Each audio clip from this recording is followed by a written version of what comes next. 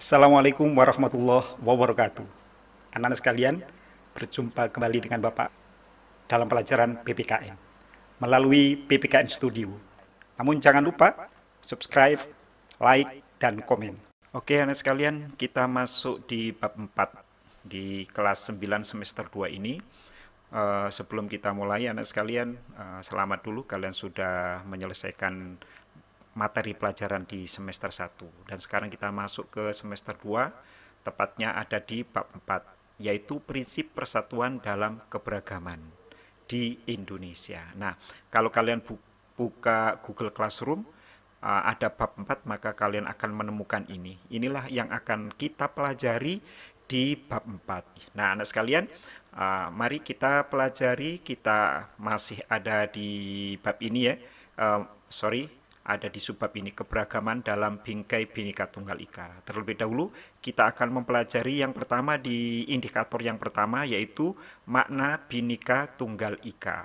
Yuk kita pelajari. Nah, anak sekalian, kata-kata Bhinneka Tunggal Ika bagi kalian tentu saja tidak asing lagi, ya. Bhinneka Tunggal Ika. Nah, sekarang inilah untuk lebih jelasnya kita pelajari kembali apa itu Bhinneka Tunggal Ika, apa maknanya, dari mana, dan lain sebagainya. Nah, anak sekalian, kalau kalian mengenal lambang burung Garuda sebagai lambang negara Indonesia, tentu kalian akan mengenal ada ini yang dicengkram oleh burung Garuda. Ini semboyan negara Indonesia, yaitu Bhinneka Tunggal Ika. Ya, Bhinneka Tunggal Ika dicengkram oleh burung Garuda. Burung Garuda ini melambangkan negara Indonesia. Ya, di sini ada 17, di sini ada 8 yang menunjukkan kelahiran negara Indonesia. Dan kemudian tamengnya ini adalah melambangkan Pancasila yang 5 dasar. Lalu kemudian ada bendera merah putih. Nah, sekarang kita khusus mempelajari tentang Bhinneka Tunggal Ika. Jika kamu orang Indonesia, pasti Anda tahu semboyan Bhinneka Tunggal Ika. Semboyan dari Bhinneka Tunggal Ika yaitu berbeda-beda, tapi tetap satu jua. Tetapi jika Anda belum mengetahui, Anda tepat sekali, karena di sini akan mengulas secara lengkap pembahasan materi hanya di guru pendidikan. Oke. Pengertian Bhinneka Tunggal Ika. Anak sekalian, secara etimologi atau asal-usul bahasa, kata Bhinneka Tunggal Ika berasal dari bahasa Jawa kuno yang bila dipisahkan menjadi bhinneka, artinya beragam atau beraneka, tunggal artinya satu, dan ika artinya itu. Artinya secara harfiah jika diartikan menjadi beraneka satu itu. Ya, jadi Bhinneka Tunggal Ika itu kalau diartikan secara arti katanya atau harfiah, maka menjadi beraneka satu itu. Makanya bisa dikatakan bahwa beraneka ragam tetapi masih satu juga. Semboyan ini diambil dari kitab atau Kakawin Sutasoma karangan Empu Tantular yang hidup pada masa kerajaan Majapahit sekitar abad ke-14 Masehi. Kita lanjut. Hal ini menunjukkan persatuan dan kesatuan yang terjadi di wilayah Indonesia dengan keberagaman penduduk Indonesia yang terdiri dari bermacam-macam suku, bahasa daerah, ras, agama, dan kepercayaan.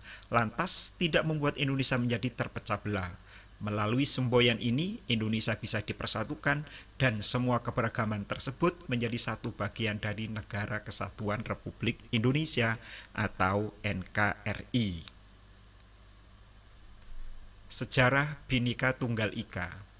Sebelumnya, semboyan yang dijadikan semboyan resmi negara Indonesia ini sangat panjang, yaitu Bhinneka Tunggal Ika Tanhana Dharma Mangrua.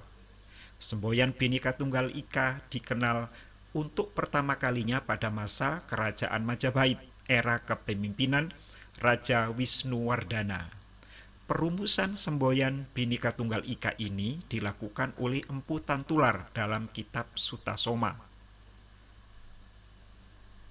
Perumusan semboyan ini pada dasarnya merupakan pernyataan kreatif dalam usaha mengatasi keanekaragaman kepercayaan dan keagamaan. Hal itu dilakukan sehubungan usaha bina negara Kerajaan Majapahit pada saat itu. Namun, sebagai semboyan Negara Kesatuan Republik Indonesia, konsep Bhinneka Tunggal Ika bukan hanya berbeda agama dan kepercayaan menjadi fokus, tetapi pengertiannya lebih luas. Bhinneka Tunggal Ika sebagai semboyan negara memiliki cakupan lebih luas, seperti perbedaan suku. Anak sekalian, kalau kalian pelajari lebih lanjut nanti di materi berikutnya akan diulas berapa jumlah suku di Indonesia. Kalau menurut sensus penduduk tahun 2010, anak sekalian, jumlah suku di Indonesia adalah 1128. Wow, banyak sekali. Dan informasi yang Bapak dapat sementara dari sensus tahun 2020 sudah mencapai 1.300 lebih sedikit suku bangsa. Ya, lalu tentu saja kalau suku bangsa itu memiliki budaya yang berbeda-beda, yang berakibat pada adat istiadat yang berbeda. Beda pulau berarti mungkin beda iklim, beda kesuburan tanah, itu akan berakibat pada perbedaan mata pencaharian, ya, perbedaan makanan pokok, perbedaan sikap, ya, karena beda pulau, beda suhu, ya, beda cuaca, itu akan mempengaruhi karakter. Dan tentunya agama dan kepercayaan yang menuju persatuan dan kesatuan negara. Seluruh perbedaan yang ada di Indonesia menuju tujuan yang satu atau sama, yaitu bangsa dan negara Indonesia. Berbicara mengenai lambang Negara Kesatuan Republik Indonesia, lambang Garuda Pancasila dengan semboyan Bhinneka Tunggal Ika ditetapkan secara resmi menjadi bagian negara Indonesia melalui Peraturan Nomor 66 Tahun 1951 pada 17 Oktober 1951 dan diundang-undangkan pada tanggal 28 Oktober 1951 sebagai lambang negara. Usaha pada masa Majapahit maupun pada masa pemerintahan Indonesia berlandaskan pada pandangan yang sama, yaitu pandangan mengenai semangat rasa persatuan, kesatuan, dan kebersamaan sebagai modal dasar untuk menegakkan negara sementara. Sebagai modal dasar untuk menegakkan negara.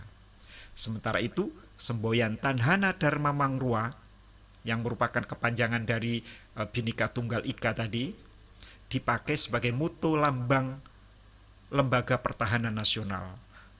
Makna dari semboyan itu adalah tidak ada kebenaran yang bermuka dua. Nah, itu arti dari Tanhana Dharma Mangrua. Jadi artinya adalah tidak ada kebenaran yang bermuka dua. Namun Lemhanas, Lembaga Pertahanan Nasional, kemudian mengubah semboyan tersebut menjadi yang lebih praktis dan ringkas, yaitu bertahan karena benar. Maka tidak ada kebenaran yang bermuka dua. Sebenarnya memiliki pengertian agar hendaknya manusia senantiasa berpegang dan berlandaskan pada kebenaran yang satu. Semboyan Bhinneka Tunggal Ika Tanhana Dharma Mangrua adalah ungkapan yang memaknai kebenaran aneka unsur kepercayaan pada Majapahit. Tidak hanya Siwa dan Buddha, tetapi sejumlah aliran yang sejak awal telah dikenali terlebih dulu. Sebagian besar anggota masyarakat Majapahit yang memiliki sifat majemuk.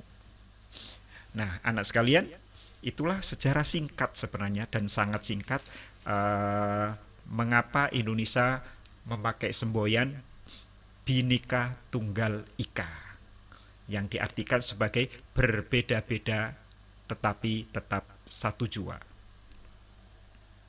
Nah, anak sekalian, itulah materi kita hari ini.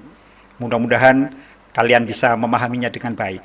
Jika kalian masih belum bisa memahami dengan baik, maka kalian bisa buka kembali video ini di YouTube Bapak, yaitu di PPKN Studio. Atau kalian kembali ke Google Classroom untuk membuka materi dengan lengkap. Terima kasih atas perhatiannya. Assalamualaikum dan salam sejahtera.